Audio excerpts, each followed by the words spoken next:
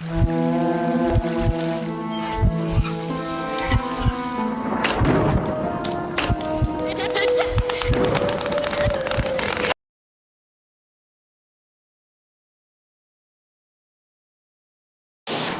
பரிசுத்தம் மகிமையுண்டாவதாக.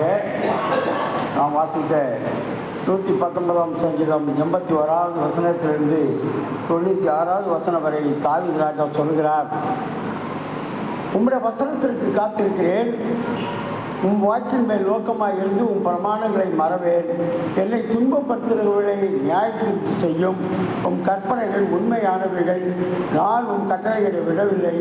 உம் கிருபையாக என்னை உயர்த்தியும். உம் வசனம் நிலைத்திருக்கிறது, உண்மை தலைமுறைக்கும் உள்ளது. உம் வேதம் என் மகிழ்ச்சியாக இருக்கிறது. உம் வேதம் என்னில் இல்லை என்றால் நான் துக்கத்தில் அழிந்து போயிருப்பேன். நான் உடையவன் உம் கட்டளைகளையும் சாட்சிகளை ஆராய்ந்து சிந்தித்துக் கொண்டிருக்கிறேன். சகல சம்பூர்ணத்துக்கும் எல்லை உண்டு, ஆனால் உமது கற்பனையோ மிக விஸ்தாரமானது என்று பாடி இந்த சங்கீதத்தை முடிக்கிறார். அல்லேலூயா. நாம் தியானத்துக்காக எடுத்துக்கொண்டதான வசனம் 92வது வசனத்தை வாசிக்கலாம்.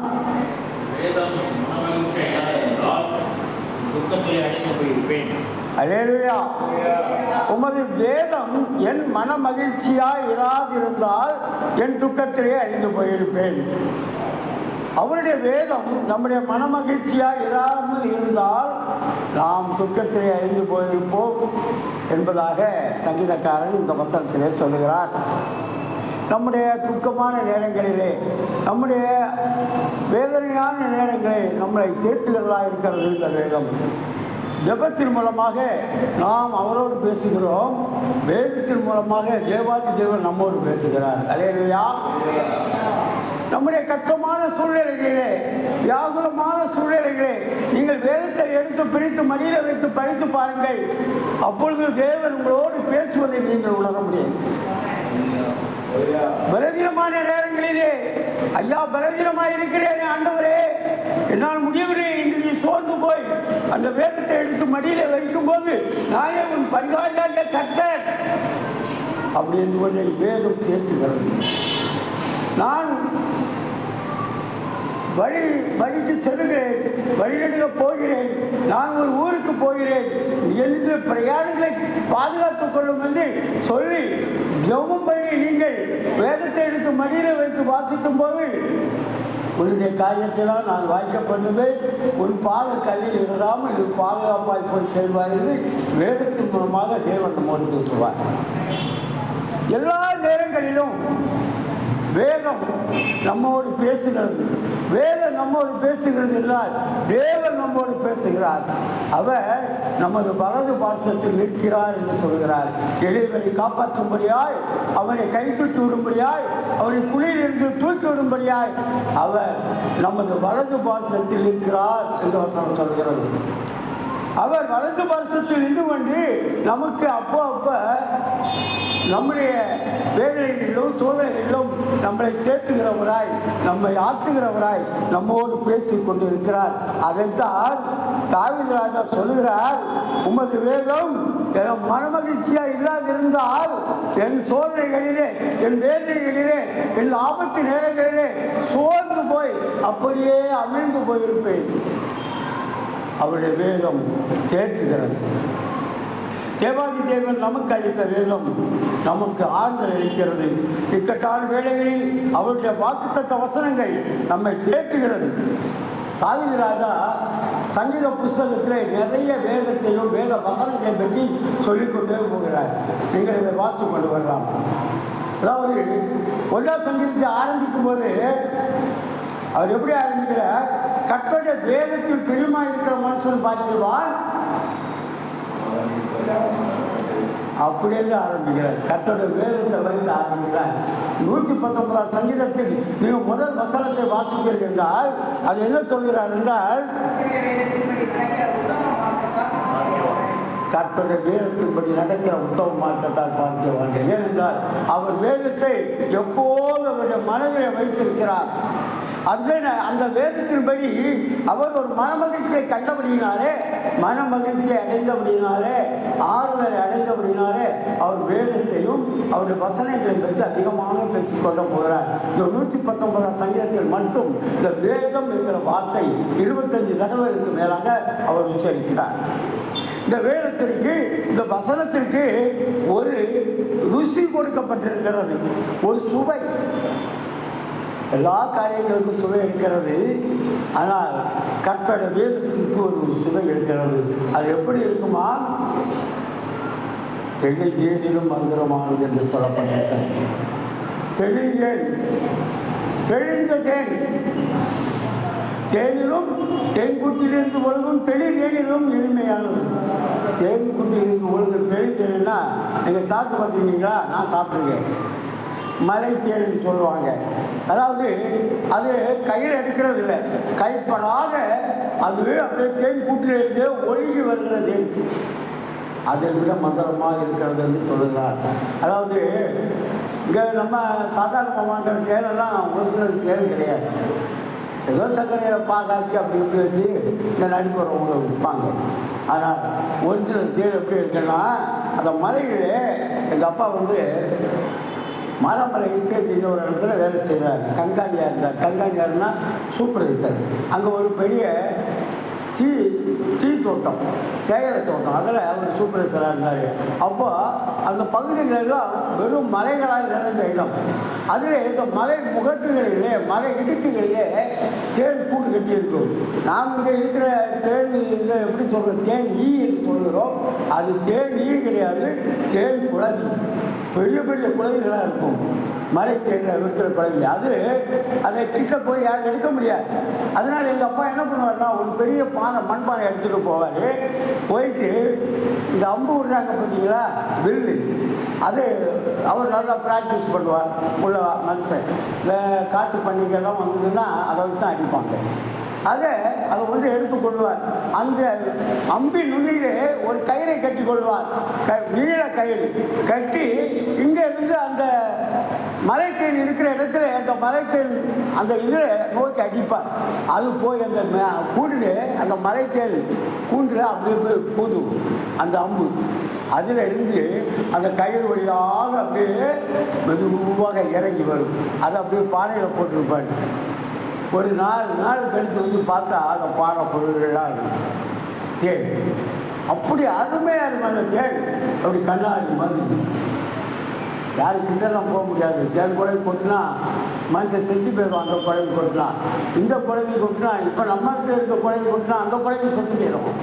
ஆனால் அந்த குழம்பு கொட்டினா மனுஷன் செஞ்சு போயிடுவான்.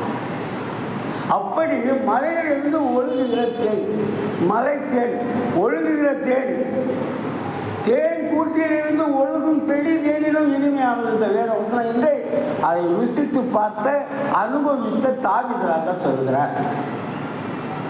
நீதிமொழிகள் 28ஆம் அதிகாரம் 9ஆம் வசனத்தில் வாசிக்கிறது என்றால், வேதத்தை கேளாதபடி தன் செவியை விளக்கிறவர்களுடைய ஜபம் அருவருப்பானது என்று சொல்லப்பட்டிருக்கிறது. இந்த வேதத்திற்கு ஒரு மதிப்பும் ஒரு மரியாதையும் கொடுக்கப்பட வேண்டும். முதல்ல அதாவது வேத வசனத்திற்கு ஒரு கணம், ஒரு மரியாதை. அது எல்லா புஸ்தகங்களைப் போல இந்த வேத புத்தகம் இல்லை. இந்த வேத புத்தகத்தை நாம் திறக்கும் போதே நமக்கு அதற்கு மேலே ஒரு பயம் இருக்க வேண்டும். அதனால தான் நாம் வேத வசனத்தை வாசிக்கும் போது எழுந்து நின்று அதை கணம் பண்ணுகிறோம்.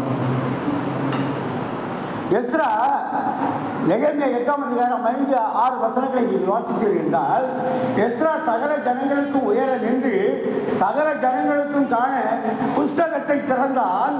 அவன் அதை திறந்த போது ஜனங்கள் எல்லோரும் எழுந்து நின்றார்கள். அப்பொழுது எஸ்ரா மகத்துவமுள்ள தேவனாகிய கர்த்தரை ஸ்தோத்தரித்தான். ஜனங்கள் எல்லோரும் தங்கள் கைகளை குவித்து அதற்கு மறுமொழியாக ஆமென் ஆமென் என்று சொல்லி குனிந்து முகம் குப்புற விழுந்து கர்த்தரை பணிந்து கொண்டார்கள். அல்லேலூயா. ஏன்? எதற்கு? அந்த வேதத்திற்கு, அந்த வசனத்திற்கு அப்படி ஒரு மரியாதை. அதனால தான் நாம் எல்லோரும் எழுந்து நின்று அதை கனம் பண்ணுகிறோம். அதை பின்பற்றி தான் நம் சபைகளிலே வேலை வாசிக்கும் போது எழுந்து நின்று அதை கனம் பண்ண வேண்டும் என்பதாக ஒரு குறிக்கோள் வைத்திருக்கிறோம். இரண்டாவதாக வேதத்தை நேசிக்க வேண்டும் என்று சொல்லப்பட்டிருக்கிறது. நாம் இடர்கள் இல்லாமல், நாம் தடங்கள் இல்லாமல் நாம் நம்முடைய ஜீவிய பாதையிலே நாம் செல்ல வேண்டுமானால் வேதத்தை நேசிக்கிறவர்களாக இருக்க வேண்டும் என்று வசனம் சொல்கிறது. இந்த 119ஆம் சங்கீதத்திலேயே 165வது வசனத்தை நீங்கள் வாசிப்பீர்களால் நம்முடைய வேதத்தை நேசிக்கிறவர்களுக்கு மிகுந்த சமாதானம் உண்டு, அவர்களுக்கு இடரல் இல்லை என்று வாசிக்கிறோம். அப்படியானால் நாம் இடராமல் நாம் சுகமாக போய் சேர வேண்டுமானால் இந்த வேதம் எப்போதும் நம்முடைய மனதிலே இருக்க வேண்டும். நாம் கர்த்தரை விட்டு விலகி விடாமல் அவர் வழியில் நடக்க இந்த வேதம் நம் இருதயத்தில் நினைவில் இருந்து கொண்டே இருக்க வேண்டும். அவருடைய வேதம், அவருடைய தேவன் அருளிய வேதம் அவர் இருதயத்தில் இருக்கிறது. அவர் நடைகளில் ஒன்றும் பேசப்படுவதில்லை. அந்த வேதம் நம்முடைய இருதயத்தில் இருக்குமே என்றால் நாம் போகிற இடங்களிலே, நம்முடைய நடைகளிலே, நாம் நடக்கிற நடைகளை பற்றி சொல்லப்படவில்லை. நம்முடைய ஜீவியத்திலே எந்த ஒரு வழிவிலகலும் இல்லாமல் நாம் ஒழுங்காக நடக்க முடியும், வழி பிசகாமல் நடக்க முடியும். நாம் வழிவிலகி போகாதபடி அது நமக்கு வெளிச்சத்தை கொடுக்கிறது என்று சொல்லுகிறது. நீ நடக்கும்போது அது உனக்கு வழிகாட்டும், நீ படுக்கும்போது அது உன்னை காப்பாற்றும், நீ விழுக்கும்போது உன்னோடு சம்பாசிக்கும். கட்டளையே விளக்கு, வேதமே வெளிச்சம், போதக சிற்றையே ஜீவ வழி. இந்த வேதம் எல்லாவற்றிற்கும் எல்லாமா இருக்கும். நீ கண்ணு முழிக்கும் போது உன்னோடு பேசும். பாருங்க, கொஞ்சம் யோசித்து பாருங்க அது எப்படின்னு. நீ தூங்கும்போது உன்னை பாதுகாக்கிறது, நீ கண்முழிக்கும் போது அப்பா கண்முழிச்சியா நல்லா தூங்குறியா என்று இந்த வேதம் உன்னோடு சம்பாதிக்கிறதா இருக்கிறது. இப்படி நிறைய வேதங்களை பற்றி நிறைய வசனங்கள் நம்ம இதில் வாசிக்கலாம். சங்கீதம் 94:13 வாசித்து போனால், சிட்சித்து உங்களுடைய வேதத்தை கொண்டு போதிக்கிற மனுஷன் பாக்கியவான் என்று சொல்லப்பட்டிருக்கிறது. இந்த வேத வசனம் கண்டிப்பாக, அதாவது சிட்சித்து போதிக்கிறோம் என்றால் கண்டிப்பாக போதிக்கப்பட வேண்டிய ஒரு வசனங்கள். அதைத்தான் சிட்சித்து போதிக்கிற மனுஷன் பாக்கியவான் என்று சொல்லப்பட்டிருக்கிறது. ஐந்தாவதாக நாம் பாக்கியவான்களாக இருக்க வேண்டுமானால், நாம் சீர்கட்டு போகாமல் இருக்க வேண்டுமானால் வேதத்தை காத்து நடக்க வேண்டும் என்று வசனம் சொல்லுகிறது. நீதிமொழிகள் 29:18 தீர்க்க தரிசனம் இல்லாத இடத்தில் ஜனங்கள் சீர்கட்டு போவார்கள், வேதத்தை காக்கிறவனோ பாக்கியவான் என்று சொல்லப்பட்டிருக்கிறது. இப்படியாக நிறைய காரியங்களை சொல்லிக்கொண்டே போகலாம். வேதத்திலே ஒரு எழுத்தின் உறுப்பு அவமாய் போவதை பார்க்கிறோம், வானமும் பூமியும் ஒளிந்து போவது எளிதாக இருக்கும் என்று லூக்கா 14:17 வாசிக்கிறோம். இந்த வேதம் விளையாடப்பட்டது, தெளிதெளிவும் மகரமானது, நம்மை காப்பாற்றுகிறது. இது ஒளிந்து போவதில்லை, அதனுடைய ஒரு உறுப்பு கூட ஒளிந்து போகாதான். அப்படி அது ஒளிந்து போகாத, வானமும் பூமி ஒளிந்து போகாத, அதன் உறுப்பு ஒளிந்து போகாது என்று சொல்லப்பட்டிருக்கிறது. தேவ பிள்ளைகளாகிய நாம் வேதத்தை மறந்தால் என்ன நடக்கும் என்று அதையும் இந்த வசனம் சொல்லுகிறது. இஸ்ரவேல் கர்த்தருடைய வேதத்தை வெறுத்து அசைக்கப்படுகிறார்கள். அது வைக்கோலும் சத்தை எரிந்து போவது போல எரிந்து தூசியாக போவார்கள் என்று சொல்லப்பட்டிருக்கிறது. அவரின் வேதத்தை கேட்கவில்லை என்றால் தேவ கோபம் வரும் என்பதாய் சகரியா 7:12 வாசிக்கிறோம். வேதத்தையும் சேனைகளை கர்த்தர் தம்முடைய ஆவியின் மூலமாய் முந்தின தீர்க்க தரிசனத்தை கொண்டு சொல்லி அனுப்பின வார்த்தைகளையும் கேளாதபடிக்கு தங்கள் இருதயத்தை வைரமாக்கினார்கள். ஆகையால் மகா கடு கோபம் சேனைகளின் கர்த்தரிடத்திலிருந்து உண்டாயிற்று என்பதாய் வாசிக்கிறோம். இந்த வசனத்தை பார்க்காமல் கேட்காமல் அதன்படி நடக்காமல் இருந்தால் தேவனுடைய கோபம் வரும் என்பதாக சொல்லப்பட்டிருக்கிறது. நாம் இந்த வேதத்தை காத்து நடக்கிறவர்களாக இருக்க வேண்டும். இந்த வேதம் தேவன் நமக்கு அழியினது. இந்த வசனங்கள் கிடைக்காத ஒரு பஞ்சம் வரப்போகிறது என்று வேதம் எச்சரிக்கிறது இந்த நாட்களிலே. ஆகையால் இந்த காலங்களிலே தேவன் தந்த வேதத்தை நேசித்து மனதில் நிறுத்திக் கொள்ள வேண்டும். கடைசியாக ஓசியா 4:6 ஒரு வசனம், ஒரு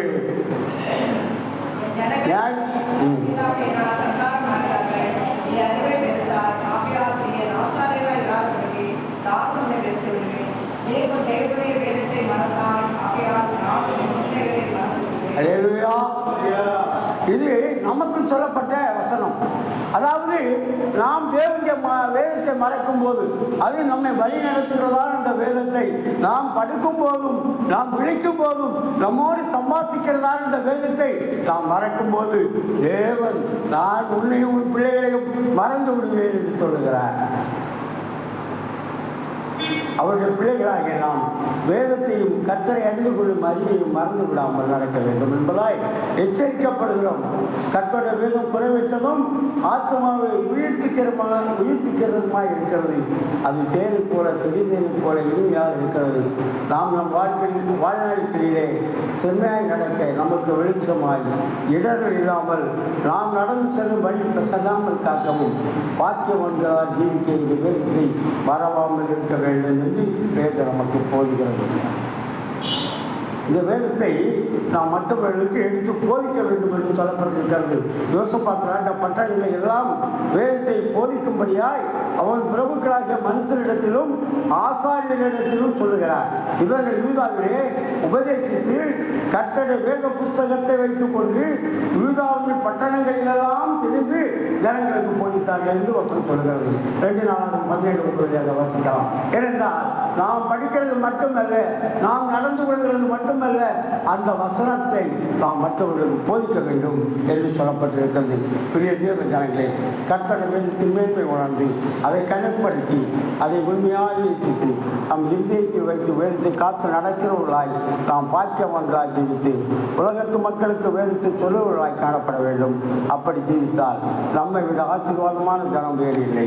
உமது வேதம் என் மனமகிழ்ச்சியாக இருந்தால் என் துக்கத்திலே அழிந்து போயிட்டு நாம் நம் துக்கத்திலே பார்வையை அழிந்து போகாமல் காத்த வேதத்தை யாவருக்கும் தெரிய சுவிசேஷமாய் அறிவிப்போம். கர்த்தர் கிருபை செய்வாராக. ஆமென்.